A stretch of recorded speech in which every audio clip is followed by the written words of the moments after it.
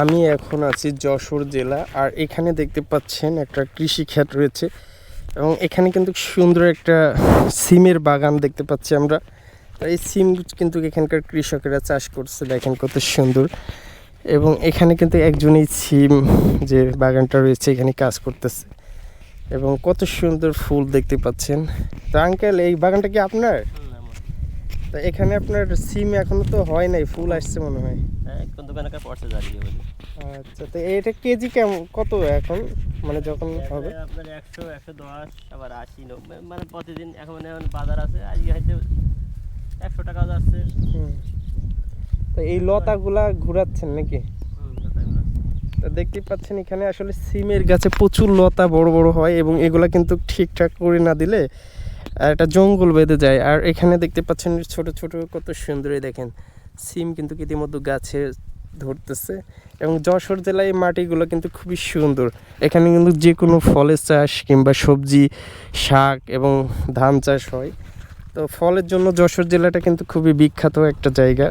দেখতেই পাচ্ছেন এখানকার সিমের গাছগুলো কত সুন্দর এবং খুব সুন্দর কিন্তু ফুল ধরে আছে। এগুলো দেখতে আসলে খুবই সুন্দর, দেখেন কত সুন্দর ফুল। এবং কিছুদিনের মধ্যে কিন্তু এই সিমগুলা কিন্তু উঠে যাবে এবং এগুলা বাজারে বিক্রি করবে এখানকার যে কৃষকগুলো আছে। তো এটা দেখেন অনেক বড় একটা বাগান দেখতে পাচ্ছেন, কত সুন্দর। এই যে ছোট ছোট ফুল এবং এই দেখেন ফল ধরতেছে। তো আপনারা যারা সিম গাছ দেখেননি কিংবা সিমের বাগান দেখেননি, দেখতেই পাচ্ছেন কত সুন্দর। এবং এগুলা কিন্তু যশোর জেলার ভাষায় এটাকে বান বলা হয়। এটা কিন্তু ওই যে পাটের যে পাট কাটি আছে ওটা দিয়ে বানানো হয় এবং সুতা এবং দেখতে পাচ্ছেন এই যে খুঁটি, এগুলা দিয়ে কিন্তু এই বানটা প্রস্তুত করা হয়, দেখতে পাচ্ছেন এই যে।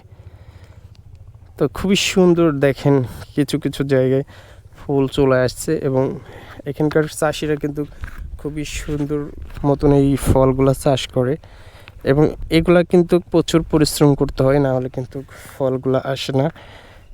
দেখতেই পাচ্ছেন ছোট ছোট গাছে সিম চলে আসছে, এই যে কত সুন্দর।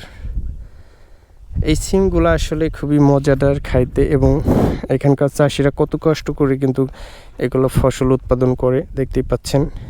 তো এটার বাজার মূল্য তিনি বললেন এখন 100 টাকা কিংবা 110-20 টাকা চলতেছে। তো কিছুদিনের মধ্যে কিন্তু এই সিমগুলা বাজারে বিক্রি করা যাবে, দেখতেই পাচ্ছেন। তো যশোর জেলার গ্রামগুলো খুবই সুন্দর এবং অসাধারণ। এখানকার প্রাকৃতিক যে ছোঁয়া আপনাকে মনোমুগ্ধকর করবে। তো আপনারা সবাই যশোরে ঘুরতে আসবেন। সবাই ভালো থাকবেন, সুস্থ থাকবেন। আজকের ভিডিওটি এ পর্যন্ত। আল্লাহ হাফেজ।